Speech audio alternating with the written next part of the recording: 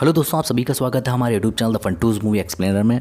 आज की मूवी का नाम है ब्लैक एडम। तो चलिए बिना समय गवाए मूवी को स्टार्ट करते हैं। ब्लैक एडम का इतिहास शुरू होता है आज से 5000 साल पहले, जबकि पिरामिड का भी कोई नामो निशान नहीं था। जहाँ पर एक शहर था खानदाक नाम का, जहाँ के लोग आजाद थे, जो कि ज्ञान और शक्ति का केंद्र हुआ करता था। इस देश ने और इस देश के लोगों ने सदियों तक तरक्की की और फिर आया राजा एकेटॉन, जिसने अपने सैनिकों के दम पर सत्ता हथिया ली, जिससे एक्टॉन काली शक्तियों की तरफ खिंचा चला गया। एकेटॉन ने स्पार्क का ताज बनाने के लिए सोचा, क्योंकि इसमें अगर पुराने जमाने के 6 शैतानों की शक्तियां मिला दी जाए तो वो अमर हो जाएगा। इसलिए उसने अपने देशवासियों को ही गुलाम बना लिया और उसने खुदाई करवाना शुरू कर दिया ताकि वो एट्रियम नाम की सभी धातु को ढूंढ सके, क्योंकि सिर्फ इसी धातु से वो ताज बनाया जा सकता था। पर एट्रियम धातु मिलने से वहां के मजदूर भी आपस में लड़ने लगे थे। ऐसे में खानदान के लोगों को एक मसीहा की जरूरत थी, जो कि उन्हें उस गुलामी से आजाद करा पाए, उनको आजाद कर एक बेहतर भविष्य की ओर लेकर जाए। उन्हें मिला भी, बट वो एक छोटा टीनेजर बच्चा था। उसने सब में उम्मीद जगाई, वो भी तब जब उम्मीद की कोई किरण ही नहीं थी। पर राजा ने उस बच्चे को पकड़वा कर मारना चाहा, क्योंकि उन्हें पता था कि एक दिन ये चिंगारी एक आग बन जाएगी। और तभी हुआ एक चमत्कार, उसे जादूगरों के समूह ने चुना। वो सभी जादूगर पृथ्वी पर संतुलन बनाने का काम करते हैं और उन्होंने उसे अपनी शक्तियां देकर लोगों का मसीहा बना दिया। वो मसीहा जैसे ही लोगों को बचाने जाता है, तब तक राजा ने अपना ताज बनवा लिया था। तभी राजा और मसीहे के बीच बहुत खतरनाक लड़ाई होती है, जिसमें राजा मारा जाता है और सभी जादूगर उसके ताज को कहीं पर कैद कर देते हैं। उसके बाद उस मसीहे के बारे में किसी को भी नहीं पता चला कि उस लड़ाई के बाद वो कहाँ चला गया। आज यानी अभी के समय में कांदाक इंटरगैंग नाम के आतंकवादी संगठन के कब्जे में, जो कि कांदाक देश के सभी मिनरल्स को निकाल के बाहर के देशों में बेच रहे हैं और उन्हें इस समय अपने मसीहे की सबसे ज्यादा जरूरत है। और ये सारी बातें हमें एक छोटा सा बच्चा एमिन बता रहा होता है। वहीं पर शहर में उसकी भिड़ंत होती है इंटर गैंग के सैनिकों से,